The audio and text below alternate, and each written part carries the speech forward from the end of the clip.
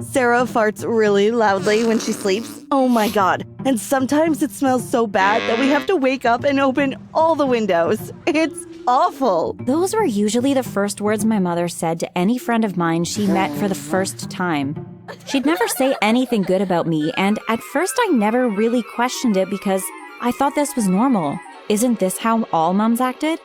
Before I continue, please hit that like button and subscribe to the channel. Hit that notification bell and you'll get to eat your favorite food tomorrow. Trust me, it really works. Anyway, I'm my parents' second child. I have an older brother called Gregory who already left for college. My dad was a pretty average, boring guy. He ate a lot, was gaining weight, and had already started balding. He wasn't a bad person, but he was pretty bleh, if you know what I mean. When I was about 5 years old, I realized I was good with my hands. I could paint beautiful sceneries, and it seemed like I had years of training. There are people in art school right now who can't paint that well. I also loved making things. I'd gather scraps of cardboard and create miniature houses. I'd paint them, and they would look so realistic after. I never thought much of them because my mom would just roll her eyes every time she saw me doing something creative. Then, one day, my grandma came over and saw all my paintings and miniature buildings displayed in my room. Who keeps buying you all this art? Don't little girls like toys instead? Nobody bought this, Grandma. I made these myself. You what? I made them. She picked each one up and carefully examined them. My, Sarah, you're only 6 years old. You are a prodigy. This is brilliant. You can be famous. Wow, I am so proud of you. I'm gonna tell everyone about my talented granddaughter. As she said this, my mom walked in and started laughing. After my grandma left, my mom sat me at the dinner table and said, You know Grandma only said these things to be polite, right? Listen, child, there is nothing remarkable about you. All kids your age can do this. Some can even do better. So, don't feel too good about yourself. Now here, eat your dinner and go to bed. I burst into tears and she left the room and went to watch television with my dad. Apart from my arts and crafts, I was a straight-A student.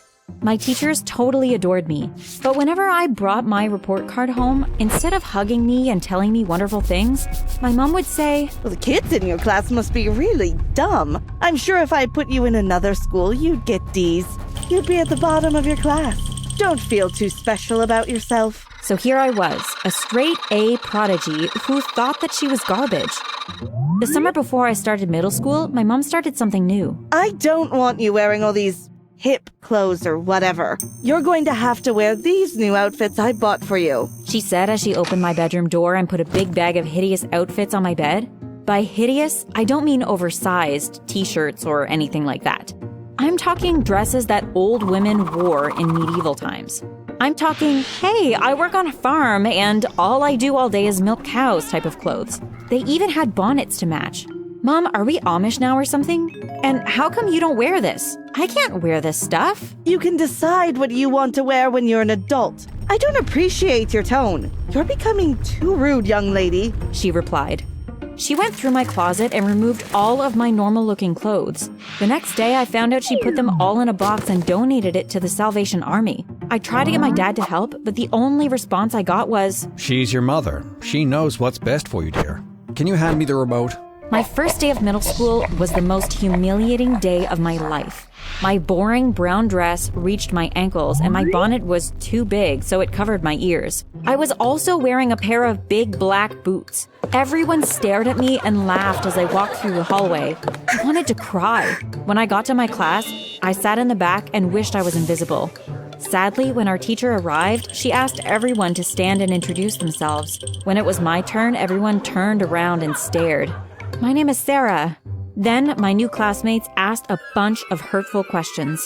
You mean like Sarah in the Bible? She sure looks like she hopped through a time machine to get here. Are you part of a cult?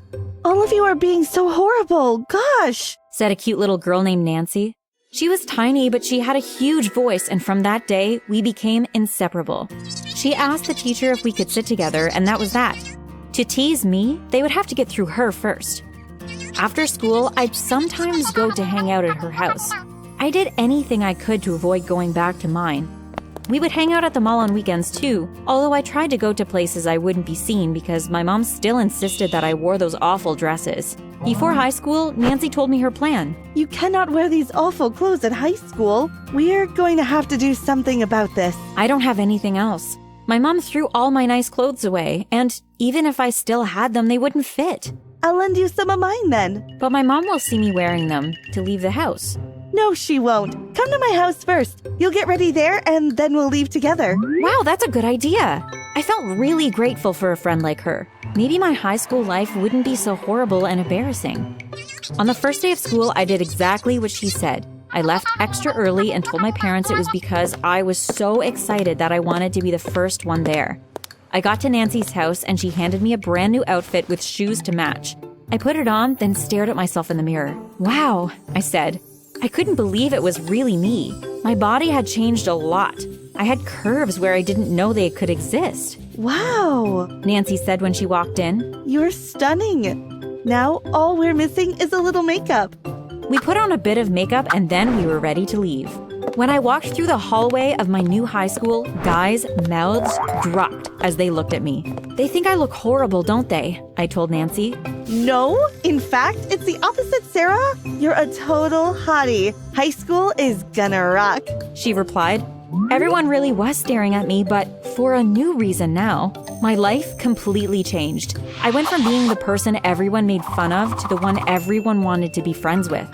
Thanks to Nancy, I had lots of clothes and shoes that I could change into every day. Being the laughingstock everywhere I went caused me to become a very shy, insecure, timid girl. But when I realized that everyone in high school admired me because they thought I was gorgeous, I became a new person. I was confident, bold, and outspoken. Nancy was changing too. She was no longer the cute, nerdy little girl. We were both growing and glowing. I started going on dates with guys, and it was so easy. Every single guy at school wanted me, so it was just a matter of doing eeny, meeny, miny, mo to choose who I'd go out with on a particular day. The guys treated me really well. They bought me gifts, carried my bags, and did almost anything I'd ask. My confidence grew so much that one night I was able to confront my mother to give her a piece of my mind. You know I haven't been wearing these awful clothes anymore. I've been changing at Nancy's house every morning. But I won't be doing that anymore. I'm going to burn all these clothes if you don't take them away or donate them or something. What? Her mouth dropped. You heard me. I've put up with your horrible treatment for too long. That's stopping today. You're forgetting one very important thing, though. You live under my roof, and I am your mother. So you have to listen to what I say. You can't simply make decisions for yourself. You're still a child. What you're doing is mentally abusive. I will speak to my school counselor and have you reported to the police if you don't stop trying to humiliate me for no reason. I will call child services. I will put you on the news. So many women would love to have a daughter like me. You're just ungrateful, and you know what else? You're ugly, both inside and out. She bowed her head and walked out of the room sadly. The next day, I dressed myself in normal clothes in my house and made sure she could see me. See? I'm hot. You're not. Bye, I said. I had a great day at school, and when I got home, all the ugly old dresses were gone, and there were new designer clothes in my wardrobe. Lots of them. I scratched my head, confused. What is she trying? Did my words really affect her that much? I tried on all the clothes.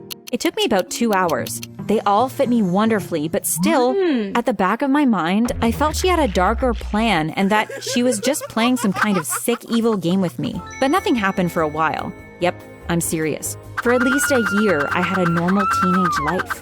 So I finally reached a point where I thought I could have friends over and everything would go well.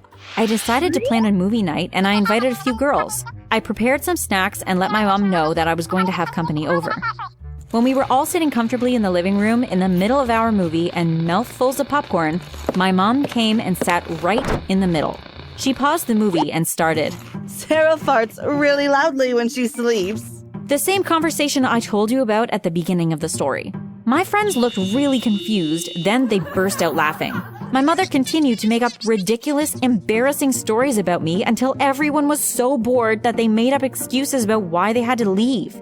The only person who stayed was Nancy. After my mom went up to her room, Nancy and I spoke for a while. I didn't know that your mom was so awful. Do you have any idea why she's like that? No, but of course you knew she was awful. Remember when she used to force me to wear those ugly dresses? Yes, but I don't know. I think she needs help. We also need to find out why she does this. It's not normal, Nancy replied. I had never seen it that way, but I listened to the idea Nancy came up with next. She was going to pose as a psychologist and find my mother's social media pages. Then she would talk to her to try to find out what was wrong. You actually think this will work? What if she doesn't reply? She will. I'm clever, you know. And of course, after 2 weeks, my mom was talking to a fake psychologist named John Martin. Nancy pretended to be working for an organization that provided free help and counseling to anyone who needed it.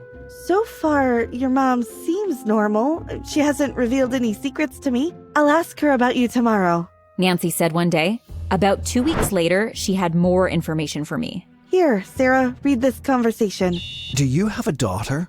Yes, I do. I wanted another boy, but I got her, unfortunately. Why didn't you want a girl? I was afraid she'd be prettier than me. Why were you afraid? I grew up feeling like the ugliest person in the world. Then I met my kid's father, who made me feel like the most beautiful woman who ever existed. I didn't want anyone to take that from me. Then when Sarah was born, I realized that she was so pretty, and sure enough, she grew up and became even more beautiful than I could ever hope to be. So I hate her. Have you hidden your feelings, or have you shown her that you hate her?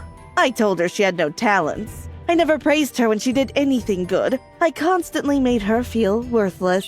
What else did you do? I made her hide her beauty. She had to wear the ugliest dresses to school so no one would notice how gorgeous she was. This worked for a long time, but she's being rude now. Do you realize that you need help? I read the messages while fighting the urge to cry. My own mother had been humiliating me to feel better about herself? She made me feel nothing just so she could feel pretty? It's okay. You can cry. I'm here for you, Nancy said.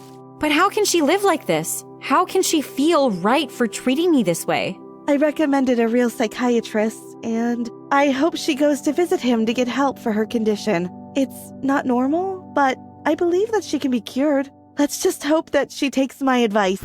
But when I got home, all my designer clothes had disappeared. My wardrobe was empty.